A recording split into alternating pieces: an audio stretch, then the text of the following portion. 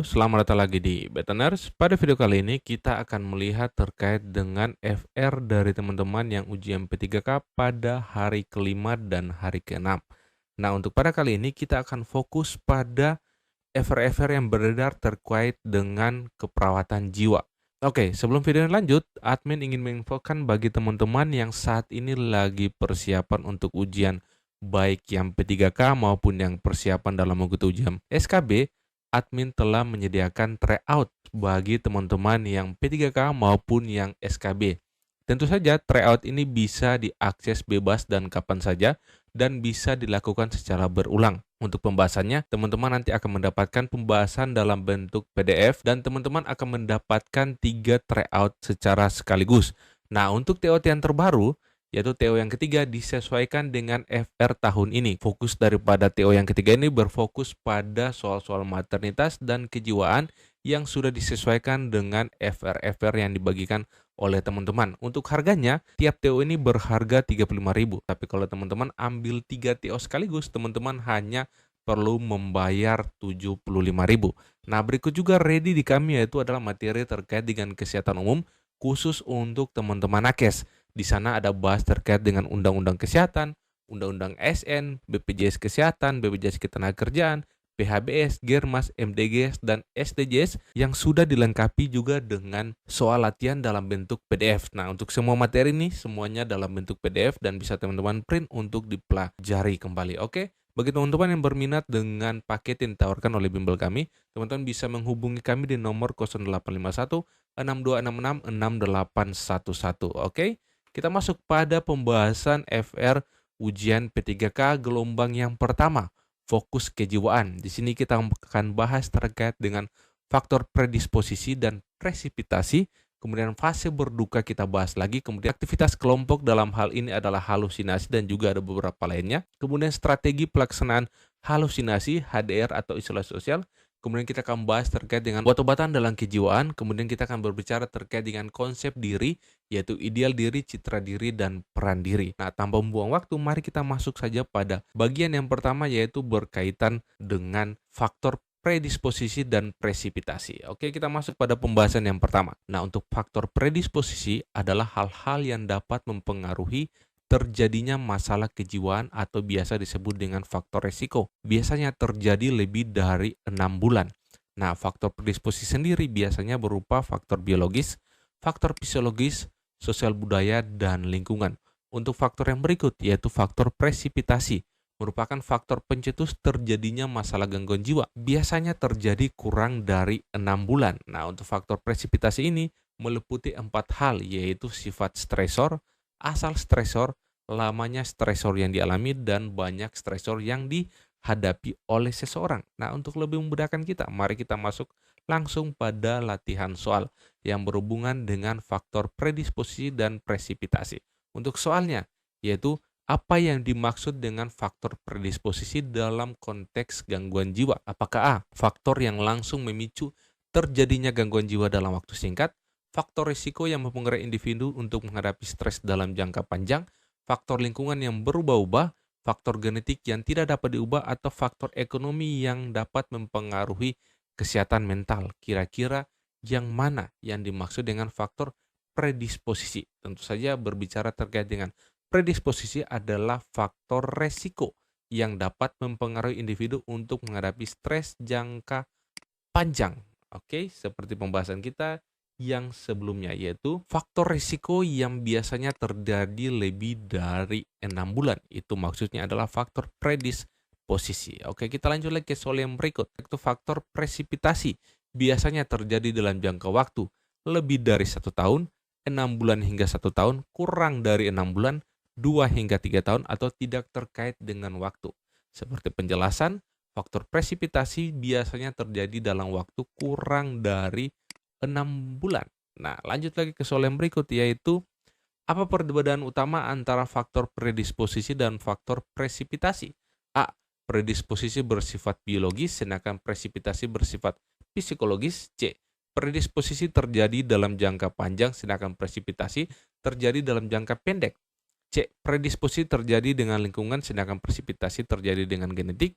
D. Predisposisi hanya mempengaruhi anak-anak sedangkan presipitasi mempengaruhi dewasa. Atau E. Tidak ada perbedaan antara keduanya. Nah, tentu saja berdasarkan penjelasan saya yang sebelumnya, yang dimaksudkan dengan faktor predisposisi adalah terjadi lebih dari 6 bulan. Nah, 6 bulan ya. Sedangkan kalau faktor presipitasi itu tentu saja terjadi kurang dari 6 bulan. Jadi yang menjadi perbedaan utama antara faktor predisposisi dan presipitasi adalah dalam jangka waktunya, yaitu terjadi dalam jangka panjang dan dalam jangka pendek. Seperti itu ya. Oke, mungkin itu saja pembahasan singkat kita terkait dengan faktor predisposisi dan presipitasi dari gangguan kejiwaan. Kita akan lanjut lagi dengan yang berikut, yaitu terkait dengan fase berduka. Nah, kalau fase berduka ini saya rasa teman-teman semua sudah paham lah ya. Untuk tahapan dalam fase berduka yang ditemukan oleh Elizabeth Kubler-Ross itu ada 5 tahapan berduka, yaitu ada penyangkalan atau denial, kemudian kemarahan atau anger, tawar-menawar atau bergening, kemudian depresi atau depression, dan penerimaan atau acceptance. Nah, untuk penjelasannya saya rasa pun teman-teman sudah pada paham, jadi mari kita masuk pada latihan soal saja. Nah, yang pertama, seorang pasien yang baru saja kehilangan suaminya menunjukkan sikap seperti mimpi dan sering mengatakan ini tidak biasa terjadi. Saya tidak percaya dia sudah pergi. Fase berduka yang sedang dialami pasien ini: A. Penyangkalan, B. Kemarahan, C. Tawar-menawar, depresi atau penerimaan. Nah, kata kunci di soal adalah ini seperti mimpi ya. Ini tidak bisa terjadi. Saya tidak percaya dia sudah pergi. Nah, termasuk dalam fase yang mana? Tentu saja yang A, yaitu fase penyangkalan atau fase denial. Oke, lanjut lagi ke soal yang berikut. Nah, pasien yang sedang berduka seringkali berkata, jika saya bisa melakukan ini, mungkin dia masih ada. Pernyataan ini menunjukkan fase berduka apa? Penyangkalan, kemarahan, tawar-menawar, depresi, atau penerimaan. Nah, kalau kata kuncinya adalah jika saya melakukan ini mungkin dia masih ada, berarti masuk dalam tawar-menawar atau bargaining. Seperti itu. Jadi kunci jawabannya otomatis yang C, yaitu tawar-menawar. Mari kita lihat lebih lanjut lagi. Nah, soal berikut. Oke, lanjut. Soal berikut. Seorang pasien di unit perawatan intensif menunjukkan perasaan terpuruk, kesedihan yang mendalam, kehilangan minat dalam kegiatan sehari-hari setelah kehilangan anggota keluarga terdekat. Fase berduka apa yang kemungkinan besar sedang terjadi dialami pasien ini? A. Penyangkalan, kemarahan, tawar-menawar, depresi, atau penerimaan. Nah, kalau dengan kata kunci yaitu perasaan terpuruk, kesedihan yang mendalam, kehilangan minat pada kegiatan sehari-hari, itu tentu saja masuk dalam fase depresi. Oke, jadi jawabannya adalah yang D.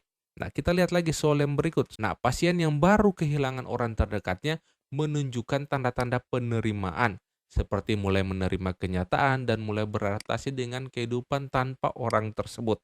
Nah, fase berduka apa yang sedang dialami pasien ini? Apakah penyangkalan, kemarahan, tawar-menawar, depresi, atau penerimaan? Nah, tentu saja dia masuk pada yang E, yaitu penerimaan, dengan kata kunci sudah menunjukkan tanda-tanda penerimaan. Oke? Nah, saya rasa teman-teman kalau berbicara terkait dengan fase berduka ini, saya rasa teman-teman sudah bisa ya untuk menjawab nanti di ujian, baik yang P3K maupun yang akan mengikuti SKB. Masih fokus dengan keperawatan jiwa. Oke, soal yang terakhir ya.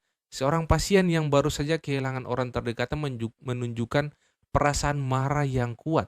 Ia sering mengungkapkan rasa frustasinya, seperti kenapa hal ini terjadi pada saya, dan menyalahkan orang lain atas kehilangan tersebut. Apa fase berduka? Fase apa yang dialami pasien ini? A. Penyangkalan, B. Marah-marah, C. Tawar-menawar, D. Depresi atau penerimaan. Kalau kata kuncinya sudah marah-marah yang kuat, menyalahkan orang lain, masuknya ke kemarahan ya. Dia masuk pada tahap anger atau kemarahan. Nah, sebagai pengingat bagi teman-teman, kalau teman-teman berbicara terkait dengan fase berduka, teman-teman ingat saja itu DAPDA ya. Yang pertama denial, anger, bargaining, depresi, kemudian acceptance. Oke ya, denial berarti dia marah, denial berarti penolakan ya. Kemudian anger berarti marah, Bergening berarti tawar-menawar, tawar-menawar. Kemudian depresi berarti masuk dalam fase depresi. Kemudian acceptance berarti masuk dalam penerimaan. Oke, ingat, da. Kita lanjut lagi ke soal yang berikut, berbicara terkait dengan terapi aktivitas kelompok. Nah, soal ini paling sering banyak keluar ya, berdasarkan FR-FR yang beredar. Nah, untuk yang pertama kita akan lihat berhubungan dengan halusinasi terlebih dahulu. Ada 5 sesi. Sesi satunya itu mengenal halusinasi, keduanya itu adalah mengontrol halusinasi dengan menghardik, ketiganya mengontrol halusinasi dengan melakukan kegiatan, mengontrol halusinasi dengan bercakap-cakap dengan orang lain, dan yang terakhir yaitu mengontrol halusinasi dengan cara patuh minum obat. Nah, lanjut lagi ke yang berikut yaitu isolasi sosial. Kalau isolasi sosial ada 7. Nah, ingat ya, ada soalnya berhubungan dengan tahap banyaknya sesi dari TAK. Kalau yang simulasi persepsi untuk halusinasi ada 5 sesi, kalau untuk isolasi ada 7 sesi. Yang pertama, kemampuan pasien dalam memperkenalkan diri. Sesi kedua yaitu kemampuan berkenalan. 3, yaitu kemampuan bercakap-cakap. 4, kemampuan bercakap-cakap dengan adanya topik tertentu. Kemampuan bercakap-cakap dengan masalah pribadi. Kemampuan untuk bersosialisasi dan berdiskusi. Dan yang terakhir adalah evaluasi kemampuan untuk sosialisasi. Nah, itu adalah TAK ISOS atau isolasi sosial. Berikut kita akan lihat terkait dengan harga diri rendah. Kalau harga diri rendah hanya ada 2, yaitu identifikasi aspek positif dan latihan aspek dan kemampuan yang positif. Untuk paham, mudah saja, yaitu pengenalan orang, tempat, dan waktu. Nah, kalau resiko perilaku kekerasan atau perilaku kekerasan itu ada 5 sesi juga, yaitu mengenal perilaku kekerasan dengan cara fisik, perilaku kekerasan dengan patuh minum obat, perilaku kekerasan dengan kegiatan asertif, dan perilaku kekerasan dengan kegiatan ibadah. Nah, ini adalah berhubungan dengan terapi aktivitas kelompok, baik untuk halusinasi, isolasi sosial, harga diri rendah, waham, dan resiko atau perilaku kekerasan. Oke, kita masuk pada latihan soal supaya membantu kita lebih mudah dalam mengingat. Nah, yang pertama yaitu sesi pertama dalam terapi aktivitas kelompok yang isolasi sosial bertujuan untuk membantu pasien dalam A. menyembuhkan gangguan jiwa, B. memperkenalkan diri dengan percaya diri, C. berbicara tentang masalah pribadi, D. menghindari interaksi sosial, atau E. melakukan aktivitas fisik. Nah, yang pertama, sesi pertama dari TAK isolasi sosial adalah yang B, yaitu pasien dapat memperkenalkan diri dengan percaya diri. Nah, untuk lebih jelasnya nanti teman-teman bisa baca lagi ya. Oke, dalam sesi terapi kelompok isolasi sosial, kemampuan pasien untuk berkenalan dengan orang baru diajarkan pada sesi 1, sesi 2, sesi 3, sesi 4, atau sesi 5. Nah, kalau kemampuan berkenalan dengan orang baru, itu masuknya di yang B, yaitu sesi kedua. Oke? Siap. Kita lanjut lagi. Nah, oke, sesi pertama dalam terapi stimulasi persepsi halusinasi bertujuan untuk membantu pasien dalam A. menghindari halusinasi sepenuhnya, B. mengenali dan memahami halusinasi yang dialami, C. mengurangi kecemasan tentang halusinasi, D. meningkatkan intensitas halusinasi, atau E. mengontrol halusinasi dengan berbicara kepada orang lain. Nah, untuk fase ini atau sesi pertama dari terapi stimulasi persepsi dalam hal ini adalah halusinasi. Jawabannya adalah yang B, yaitu mengenali dan memahami halusinasi yang dialaminya. Oke, nanti untuk cross check teman-teman bisa sambil lihat lagi video saya yang sebelumnya yaitu berbicara terkait dengan TAK dari halusinasi. Seperti itu saja ya. Lanjut lagi ke soal yang berikut. Sesi kelima dalam terapi stimulasi persepsi halusinasi bertujuan untuk membantu pasien dalam A. menjadi lebih tergantung pada halusinasi, B. mematuhi pengobatan dengan minum obat sesuai aturan, C. menghindari berbicara tentang halusinasi, D. meningkatkan pengalaman halusinasi secara intens, atau E. mengabaikan instruksi medis dari tenaga kesehatan. Nah, kalau sesi kelima dari halusinasi, tentu saja yang B, yaitu mematuhi pengobatan dan minum obat sesuai dengan aturan. Seperti itu ya.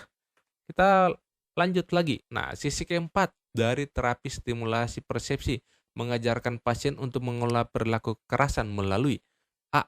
peningkatan kecemasan sosial, B. kegiatan asertif yang melibatkan komunikasi positif. C. Menghindari interaksi sosial dengan orang lain. D. Penggunaan kekerasan fisik untuk membela diri. Atau E. Pembatasan gerak tubuh dan ekspresi diri. Nah, untuk sesi keempat dari stimulasi persepsi untuk pasien PK, yaitu yang B. Kegiatan asertif yang melibatkan komunikasi positif. Oke, lanjut lagi ke yang berikut. Nah, pada sesi kedua, pasien diajarkan untuk mencegah perilaku kekerasan dengan cara A. Menggunakan kekerasan fisik untuk membela diri. B. Meningkatkan interaksi sosial yang agresif. C. Menggunakan cara fisik untuk menenangkan diri. D. Mematuhi jadwal obat tanpa pengawasan atau menghindari kontak fisik dengan orang lain. Nah, tentu saja untuk pada sesi kedua, yaitu pencegahan perilaku kekerasan dilakukan dengan cara yang opsi C, menggunakan cara fisik untuk menenangkan diri. Seperti itu ya. Oke. Ya, kita lanjut lagi ke soal yang berikut, yaitu berbicara terkait dengan strategi pelaksanaan. Nah, kalau di FR yang beredar itu fokusnya hanya ke halusinasi, harga diri rendah, dan isolasi sosial. Nah, untuk SP-nya ini karena sudah pernah bahas di video sebelumnya, jadi saya tidak lagi bahas ya di video kali ini ya. Nanti teman-teman bisa lihat saja. Lebih baik kita langsung masuk pada latihan soal agar lebih memudahkan kita dalam menghadapi soal strategi pelaksanaan. Oke, lanjut. Nah, seorang pasien dengan gangguan jiwa skizofrenia mengeluh suara-suara yang mengintimidasi dan memerintahnya untuk melakukan tindakan bahaya. Sebagai perawat, Anda menerapkan SP1 untuk membantu pasien mengendalikan halusinasi. Apa tindakan pertama yang harus dilakukan oleh perawat dalam mengimplementasikan SP1 untuk pasien ini? Apakah A. Memberi obat penenang agar pasien tidur. B. Menghadik suara yang terdengar oleh pasien dengan nada tegas. C. Mengajak pasien untuk berbicara dengan keluarga. D. Mengabaikan suara halusinasi dan berfokus pada aktivitas pasien. Atau E. Mengalihkan perhatian pasien dengan aktivitas fisik. Nah, tentu saja untuk SP ini, SP1 daripada pasien halusinasi adalah yang B, yaitu kita melatih mereka untuk menghardik suara yang terdengar oleh pasien dengan nada tegas. Seperti itu ya. Oke, kita lanjut lagi ke soal yang berikut. Nah, seorang pasien lansia yang baru saja kehilangan pasangan merasa sangat terisolasi dan enggan berinteraksi dengan keluarga atau temannya. Anda sebagai perawat berencana melakukan SP1 untuk membangun hubungan saling percaya dan mengurangi isolasi sosial. Nah, langkah apa saja yang diambil oleh perawat untuk membangun hubungan saling percaya pada lansia ini? A. Menyuruh pasien untuk berpartisipasi dalam terapi aktivitas kelompok tanpa persiapan. B. Membantu pasien mengenali dan menyadari perasaan mereka melalui percakapan lebih dalam. C. Menunggu pasien untuk menghubungi keluarga mereka tanpa intervensi. D. Mendorong pasien untuk menghindari berbicara tentang perasaan kehilangan mereka. Atau E. Memberikan penjelasan panjang lebar tentang cara mengatasi kesepian. Nah, tentu saja untuk jawaban daripada soal ini yaitu yang B, yaitu membantu pasien mengenali dan menyadari perasaan mereka melalui percakapan yang mendalam. Nah, untuk itu, penjelasannya untuk membangun hubungan saling percaya, perawat perlu membuka komunikasi yang mendalam dan membimbing pasien untuk mengenali serta mengungkapkan perasaan mereka. Nah, percakapan yang mendalam membantu pasien merasa didengar, kemudian dihargai, yang akan mengurangi rasa bagaimana terisolasi. Apalagi ini pasien dengan isolasi sosial. Oke, saya rasa teman-teman bisa tangkap ya. Nah, untuk soal lebih lanjut atau soal lebih jauh lagi terkait dengan strategi pelaksanaan, kalau teman-teman join pada tryout yang terbaru, teman-teman akan banyak mempelajari terkait dengan soal-soal keperawatan jiwa. Untuk itu, jangan lupa hubungi admin di nomor di bawah ini supaya mendapatkan tryout yang ketiga yang terbaru, yaitu berhubungan dengan keperawatan jiwa. Oke, lanjut lagi ke berikut. Terkait dengan obat-obatan dalam keperawatan jiwa. Nah, kalau teman-teman ketahui biasanya tuh ada 3 obat yang paling sering digunakan. Yang pertama CP-SET, yang berikut adalah haloperidol, dan yang terakhir adalah THP. Nah, secara singkat, untuk CP-SET itu untuk mengatasi gejala positif seperti halusinasi dan delusi. Untuk efek sampingnya yaitu tremor, kekuatan otot, dan gerakan tidak terkendali. Nah, untuk haloperidol itu digunakan untuk mengobati gejala positif skizofrenia seperti halusinasi juga, delusi, dan gangguan berpikir. Nah, untuk efek sampingnya pun sama, yaitu tremor, kekuatan otot, dan diskreditatif, kemudian akatisia. Nah, sedangkan untuk THP sendiri adalah obat yang digunakan untuk mengatasi masalah-masalah atau gejala serta efek samping dari kedua obat ini, yaitu CPZ dan haloperidol. Teman-teman bisa tangkap ya. Nah, tentu saja untuk pengobatan gejala seperti tremor, kekuatan otot ya, itu biasanya menggunakan obat-obat yang jenis THP. Nah, di sini juga dijelaskan bahwa THP dapat digunakan dalam konteks John terutama untuk menangani gejala ekstrapiramidal yang timbul akibat penggunaan obat antipsikotik seperti CPS dan haloperidol. Nah, untuk efek sampingnya dari THP yaitu yang pertama mulut kering, penglihatan kabur, sembelit, dan kesulitan buang air kecil. Nah, itu penjelasan singkatnya. Jadi kalau lebih jelas nanti teman-teman bisa baca saja keseluruhan. Kita langsung masuk saja pada latihan soalnya. Nah, oke, kita masuk saja langsung pada latihan soal. Nah, untuk obat CPZ merupakan obat antipsikotik tipikal yang digunakan untuk mengobati gangguan psikos. Salah satu efek samping yang sering dirasakan terjadi akibat penggunaan obat ini adalah A. Peningkatan berat badannya signifikan, tremor, kekuatan otot dan gerakan tidak terkendali, peningkatan konsentrasi dan kewaspadaan, gangguan pencernaan seperti mual muntah, penurunan tekanan darah secara tiba-tiba. Nah, berdasarkan penjelasan sebelumnya, untuk efek samping dari CPZ yaitu yang B, tremor, kekuatan otot, dan gerakan tidak terkendali. Itu merupakan efek samping dari obat ini.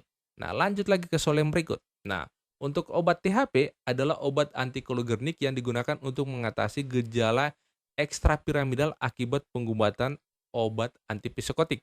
Salah satu efek samping yang umum terjadi pada penggunaan THP adalah A.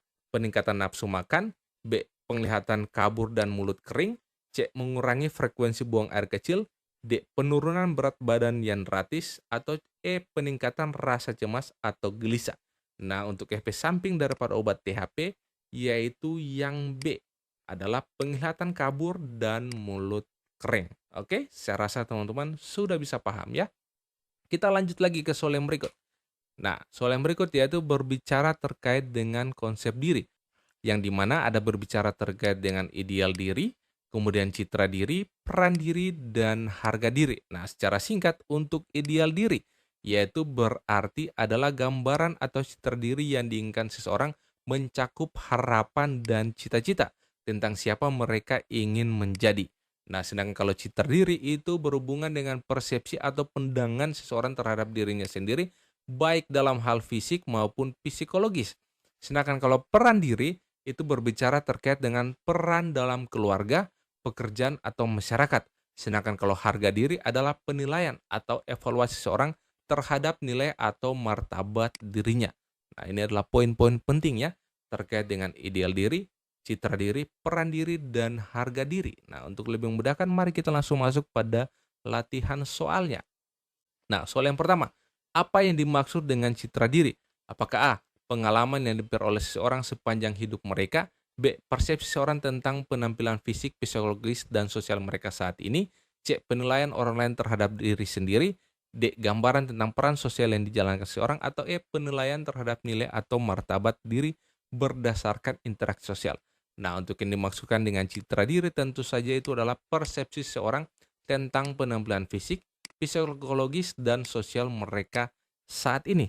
Oke, sudah bisa. Lanjut ke soal yang berikut, yaitu apa dampak dari perbedaan atau ketidaksesuaian ya antara ideal diri dan citra diri seseorang. A. Meningkatkan harga diri dan percaya diri. B. Dapat menyebabkan gangguan mental seperti depresi dan atau gangguan kecemasan. C. Tidak mempengaruhi kondisi mental seseorang. D. Menyebabkan perubahan dalam peran sosial individu. Atau E. Memperbaiki hubungan sosial dan interaksi dalam masyarakat. Nah, kalau terjadi ketidaksesuaian antara ideal diri dan citra diri, nyatanya dapat menyebabkan ketidakpuasan atau perasaan frustasi. Nah, dalam kasus yang lebih parah, hal ini bisa memicu gangguan mental seperti depresi dan gangguan kecemasan. Jadi jawabannya adalah option B. Oke, lanjut lagi. Nah, peran diri dalam konsep diri merujuk pada A. persepsi seorang terhadap citra tubuhnya. B. Gambaran tentang bagaimana seorang diinginkan oleh orang lain. C. Fungsi atau peran yang dijalankan seseorang dalam kehidupan sosial dan profesional. D. Penilaian seseorang terhadap dirinya berdasarkan penampilan fisik. Atau E. Harapan dan cita-cita yang dimiliki seorang untuk masa depan mereka. Nah, kira-kira yang mana? Apakah A, B, C, D, atau E? Nah, untuk jawaban ini teman-teman bisa jawab di kolom komentar ya. Untuk jawaban ini teman-teman bisa sekali lagi jawab di kolom komentar. Oke, siap. Nah, sekian adalah video kita kali ini berhubungan dengan fokus pada materi kejiwaan. Sekali lagi bagi teman-teman yang mencari materi SKB Kesehatan Umum ataupun mencari tryout yang terbaru berhubungan dengan tes P3K ataupun tes SKB, teman-teman bisa menghubungi admin di 0851 6266 6811. Khusus untuk tryout yang terbaru yaitu tryout yang ketiga, itu sudah disesuaikan dengan ever yang terbaru dari P3K. Fokusnya adalah masalah jiwa dan masalah maternitas. Oke teman-teman, sampai jumpa di video selanjutnya. Salam dari saya dan terima kasih.